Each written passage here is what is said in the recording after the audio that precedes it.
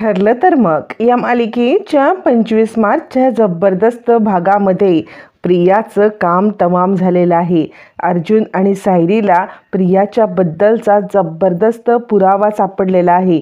खुनाच्या रात्रीचा गुंता सुटलेला आहे आणि एका झटक्यात प्रियाचं जे काही कारस्थान आहे ते बुटीकमध्ये सापडले एका पुराव्याने सिद्ध झालंय। साक्षीचा तर पुरावा सापडलाय, पण त्या रात्री प्रिया का खोटं बोलत होती हे सगळं समजलेलं आहे। 25 मार्चच्या भागामध्ये आता सायली आणि अर्जुन या दोघांना बाहेर जायचं असतं आणि प्रियाला ते कळू पण द्यायचं नसतं आणि प्रिया अश्विनची वाट पाहत थांबले म्हणून सायली युक्ती करते आणि ती प्रियाला सांगते, अगं तू नुसती इथे बसून काय करणार आहेस? आता ही सगळी नाटकं बंद कर। म्हणजे कसं आहे ना, ही नाटकं तुला काही शोभत नाहीत। सगळ्या घरच्यांच्या समोर नाटकं करतेस ना, इथपर्यंत ठीक आहे, पण माझ्यासमोर खरंच तुला नाटकं करायची काही गरज नाही आहे की मी अश्विन भाऊजींसाठी थांबले। अगं भूक लागली असेल तर खाऊन घे, कुणी नाही आहे इथे असं म्हणत आता इकडे सायली तिला चिडवत असते आणि आम्ही दोघं तर एका ताटात जेवणार आहोत असं म्हणत ती कबर्डमधून लोणच्याची बरणी काढते आणि तो एका ताटामध्ये जेवल्यावरती प्रेम वाढतं, माहिती आहे ना तुला प्रिया, आणि त्यामुळे आज आम्ही एकाच ताटात जेवणार। यावरती प्रिया म्हणते, हे बघ तुझी काय बडबड आहे ना ती सगळी बंद कर, मला तुझी बडबड काही ऐकायची नाही आहे असं म्हटल्यावरती मग आता सायली सांगते ठीक आहे आणि ती मुद्दाम लोणच्याची बरणी काढून त्यातलं लोणचं प्रियाच्या अंगावरती सांडवते। प्रियाच्या अंगावरती लोणचं सांडवल्यावरती प्रिया चिडते, डिझायनर ड्रेस होता ना माझा, तुला कळतंय का? हे कापड इझिली अवेलेबल होत नाही, तो ड्रेस आहे हा। यावरती सायली म्हणते, सॉरी मला खरंच माहीत नव्हतं की हा तुझा डिझायनर ड्रेस आहे आणि मी काही हे मुद्दाम केलेलं नाही आहे। पण तुला एक काम कर, पटकन जा आणि हा ड्रेस धुवून घे, सध्या पाण्याने धु आणि पाण्याने धुतल्यानंतर मग तुला आता लगेच साबणाने त्याला भिजत टाक, मग तो डाग निघून जाईल। प्रिया म्हणते, काय माझ्या डिझायनर ड्रेसचं हे सगळी वाट लावलेस तू, सायली तुला सोडणार नाही आहे मी असं म्हणत ती आता आपले कपडे चेंज करण्यासाठी निघून जाते आणि सायलीला तेच हवं असतं। सायलीला या सगळ्यामध्ये ती आतमध्ये निघून जायला हवी असते जेणेकरून तिला आणि अर्जुनला पटकन बाहेर जाता येईल। मग लोणच्याची बरणी आतमध्ये ठेवून आता सायली आणि अर्जुन पटकन कारमध्ये बसतात आणि त्या बुटीकच्या दिशेने जायला निघतात जेणेकरून प्रियाला हे कळायला नको। यावरती अर्जुन म्हणतो, वा काय कमाल तुम्ही केलत ना, म्हणजे ही सगळी जी काही कमाल केलीत ना, या कमालमुळे तुम्हाला एकदम 100 पैकी 100 मार्क, पण एक गोष्ट राहिली, ते एका ताटात जेवायचं। यावरती मग आता सायली म्हणते, सर आता राहू देते सगळं एका ताटात जेवणं वगैरे, या सगळ्यामध्ये ना आता सध्या बुटीकमध्ये जाऊन काम करणं हे महत्त्वाचं आहे, ते एका ताटातलं जेवणं वगैरे काही नको आता सध्या असं म्हटल्यावरती सायली आता अर्जुनला सांगत असते आणि दोघं जण पटकन त्या बुटीकच्या दिशेने जातात।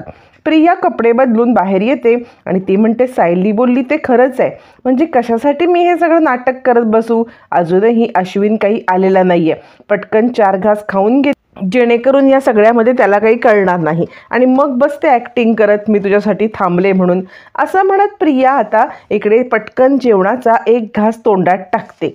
ती तोंडात टाकायला आणि तितक्यात अश्विन तिकडून यायला एकच गाठ पडते आणि आता अश्विन तिथे येतो।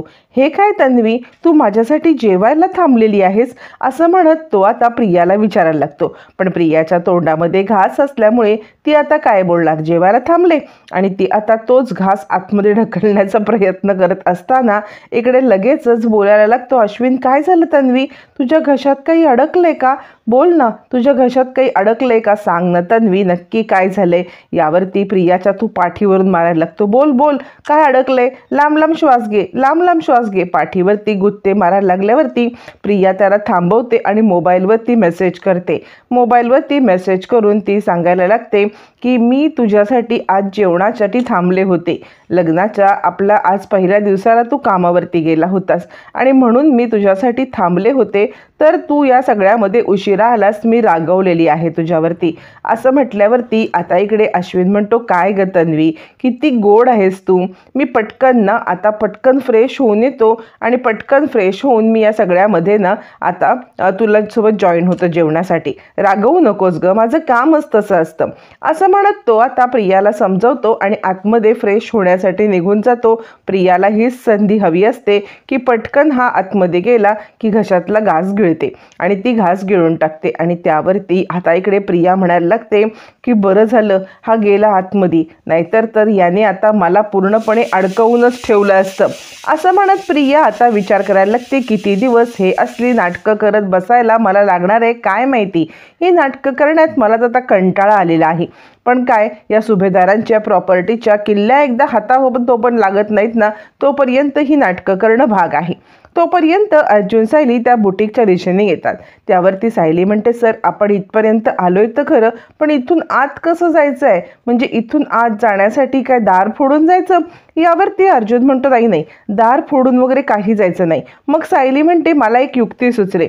मी ज्या वेळेला आतमध्ये गेले होते ना त्यावेळेला पाहिलं की आतल्या साईडने एक खिडकी होती, ती खिडकी उघडी असेल तर आपण जाऊ शकतो. अर्जुन म्हणतो, ठीक आहे, मग चला लवकर ती खिडकी उघडी आहे का बघूया. मग दोघं जण जातात, त्या खिडकीला हलकासा धक्का देतात, त्या खिडकीमधून आत उडी मारतात. खिडकी उघडीच असते, दोघं आत येतात. खिडकीमधून दोघं आत आल्यावरती मग आता कुठे ती कार्बन कॉपी सापडते का हे पाहण्यासाठी त्यांचं सगळं रजिस्टर वगैरे आता चेक करायला लागतात. ज्या वेळेला सगळं रजिस्टर वगैरे चेक करायला लागतात त्यावेळेला तिकडे काही सापडत नसतं. एक नाही दोन भरपूर रजिस्टर असतात. हे सगळे चेक करत असताना इकडे आता प्रिया आणि अश्विन दोघं जण जेवायला बसलेले असतात. जेव्हा प्रिया आणि अश्विन जेवत असतात त्यावेळेला आता इकडे प्रिया सांगत असते, कशी झाली भाजी. त्यावरती अश्विन म्हणतो, तू केलीस का. प्रिया म्हणते, सगळीच भाजी अगदी मी नाही केली, म्हणजे विमलने कापून दिली, चिरून दिली, सगळी तयारी केली, मी फोडणीला टाकली. यावरती अश्विन म्हणतो, भाजी छान झाले, पण खरं सांगू का तन्वी, तर तू न इतक्या वेळ पण थांबायला नको हवं होतंस. तोपर्यंत कल्पना येते आणि काय तुमच्या दोघांनाही कुणाची दृष्ट नको लागायला. आणि अश्विन तुला माहिती आहे का, मी खरं तर तन्वीला सांगितलं नाही हा तुझ्यासाठी थांबायला म्हणून. म्हणजे या सगळ्यामध्ये तिने स्वतःचाच निर्णय होता आणि ती स्वतःचाच निर्णय घेऊन थांबलेली आहे. यावरती अश्विन आता म्हणायला लागतो, हे बघ तन्वी, तू आज माझ्यासाठी थांबलीस ना, हे शेवटचं, म्हणजे काही झालं तरी सुद्धा या सगळ्यामध्ये तू शेवटचं थांबलेली आहेस. यापुढे कधीही माझ्यासाठी तू थांबायचं नाही आहेस, कारण माझी ड्युटी अशी आहे ना, हे सगळ्यामध्ये मला आता खूप उशीर होतो यायला, माझं काही शेड्यूल असं नसतं. आणि त्यामुळे तू जर माझ्यासाठी थांबलीस तर मला उगाचच या सगळ्यामध्ये तिकडे कामात लक्ष लागणार नाही की माझी बायको जेवायची थांबले. आणि त्यामुळे प्लीज तू माझ्यासाठी जेवायला काही थांबत जाऊ नकोस. यावरती कल्पना म्हणते, हो, आणि पूर्णाईने मला सुद्धा यांच्यासाठी कधी जेवायला थांबायला सांगितलं नाही हं, त्यामुळे तन्वी खरं बोलतोय अश्विन, तू जेवायचं थांबू वगैरे काहीच नको. असं म्हटल्यावरती आता इकडे प्रिया सांगते, अश्विन चल तू आता आतमध्ये झोप जा, मी सगळं उरकून येते. यावरती अश्विन म्हणतो, असं कसं, अगं तू सुद्धा चल की, मी एकदम सगळं मी सुद्धा तुला मदत करतो, आपण दोघांनी एकत्रच जाऊया. असं म्हटल्यावरती प्रिया म्हणते, नको, तू या सगळ्यामध्ये खूप दमलेला आहेस आणि दमल्यामुळे तू आता जा आणि आराम कर, तू आराम कर, मी आता लवकरात लवकर आटपून तिकडे येते. असं म्हणत ती आता अश्विनला पाठवते आणि उरलेला सगळा पसारा स्वतः उरकायला घेते. पण त्याच वेळेला इकडे आता अश्विन निघून गेल्यावरती ती विचार करायला लागते, अरे बापरे, म्हणजे हे नाटक मी असं किती दिवस करणार आहे, काहीच मला कळत नाही आहे. या नाटकाचा कधीतरी अंत होणार आहे की नाही, म्हणजे कधी एकदा ही प्रॉपर्टी माझ्या हातात येते आणि कधी एकदा या सगळ्यामध्ये मी आता पूर्णपणे ह्या प्रॉपर्टीवरती कब्जा करून हे नाटक थांबवते. इकडे तोपर्यंत आता सायली आणि अर्जुनचं सगळं शोधण्याचं चालू असतं आणि सायली अर्जुन हे सगळं शोधत असताना मात्र आता इकडे काही त्यांच्या हातात लागत नसतं. पण गडबड अशी घडते की या सगळ्यामध्ये आता अर्जुन आणि सायली हे दोघं जण शोधत असताना तिकडे आता ती ओनर असते बुटीकची, ती येते. ओनर बुटीकची येऊन ती आता लॉक उघडते. लॉक उघडून या सगळ्यामध्ये ती इकडे तिकडे पाहायला लागते, जेणेकरून बुटीक नीट लॉक आहे ना ते बघते. पण लॉक बुटीकचं व्यवस्थित असतं. ती आतमध्ये येते. आत आल्यावरती अर्जुन सायली एका ठिकाणी लपून बसतात. मग ती येते, तिचा मोबाईल वगैरे काही चार्जिंगचा असतो ते काढते आणि पुन्हा निघून जाते. या सगळ्यामध्ये कपड्यांच्या मागे लपलेले अर्जुन सायली तिला काही दिसत नाही आणि अर्जुन सायली म्हणजे तिच्या तावडीत लागता लागता वाचतात. ती पुन्हा लॉक लॉक लावून निघून जाते. पण अर्जुन सायली लॉकच्या दिशेने आलेलेच नसतात किंवा त्या दरवाजाचं लॉक उघडून आलेले नसल्यामुळे तिला कोणत्याही प्रकारचा संशय काही येत नाही. मग त्यामुळे आता इकडे अर्जुन सायली त्यांचं काम पुन्हा चालू ठेवतात. ज्या वेळेला अर्जुन सायली त्यांचं काम चालू ठेवत असतात तोपर्यंत आता इकडे सायली दुसरं रजिस्टर आणते. सर ते बघा, ते दुसरं रजिस्टर. आणि मग दुसरं रजिस्टर काढल्यावरती त्याच्यामध्ये आता साक्षी शिकरे हिच्या नावाचं कार्बन कॉपी सापडते. सायलीला खूप मोठा आनंद होतो. 26/10/2022 म्हणजे 26 तारखेला हे सगळं झालेलं असतं. 26 ऑक्टोबरच्या तारखेला तिने आता हे खरेदी केलेलं असतं. म्हणजे त्याच वेळेची ही सगळी खरेदी असते, खुनाच्या आधीची खरेदी असते.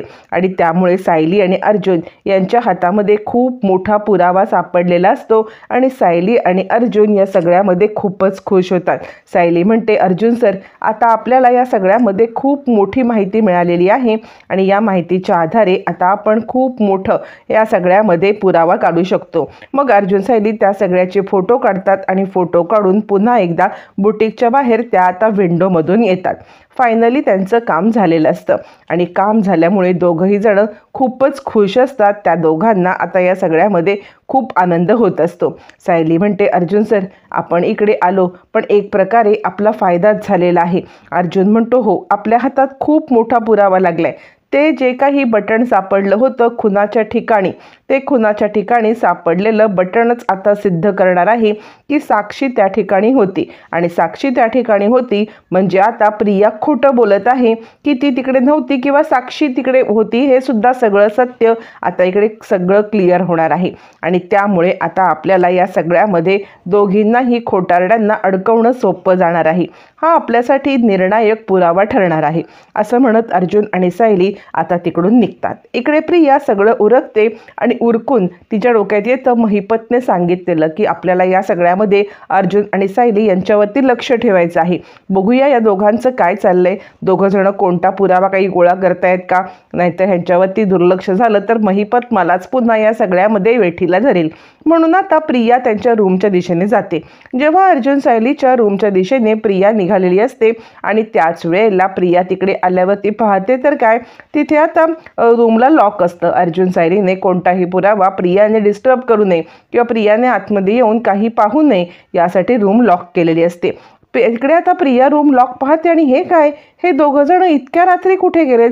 बरं, रात्री गेलेत ते जाऊ दे, पण रूम लॉक करून का गेले? नक्कीच माझ्यासाठी ही रूम लॉक करून गेले असतील, म्हणजे मी आतमध्ये जाऊ नये याच कारणासाठी त्यांनी ही रूम लॉक केली असेल. असं म्हणत प्रियाला डाऊट येतो. आता काय करू, माझं लक्ष नव्हतं. म्हणजे मगाशी हिने माझ्या ड्रेसवरती जे काही पिकल सांडवलं होतं किंवा जे काही लोणचं सांडवलं होतं ते या सगळ्यामध्ये याच कारणासाठी सांडवलेलं की मला या सगळ्यामध्ये आता तिकडून बाहेर काढता येईल आणि हाच तिचा डाव होता. हे सगळं विचार करत मग आता प्रिया विचार करते, नाही, हिने जर का मला याच्यामध्ये लोणचं काढून बाहेर काढलं तर हिची कारस्थानं सगळ्यांच्या समोर मी आणणार. म्हणजे हे लोक लॉक करून बाहेर गेलेत किंवा हे लोक लॉक करून तिकडे गेलेली आहेत आणि आपल्यावरती अविश्वास दाखवत आहेत. हे सगळं आता आपल्याला समोर आणायलाच पाहिजे. असं म्हणत प्रिया आता ताबडतोब घरच्यांना सगळ्यांना बोलवून हे सगळं सत्य सांगायला निघते. तोपर्यंत अर्जुन सायली त्या बुटीकच्या इकडून निघून आता आपल्या बंगल्याच्या अन्नपूर्णा बंगल्याच्या इकडे यायला लागतात.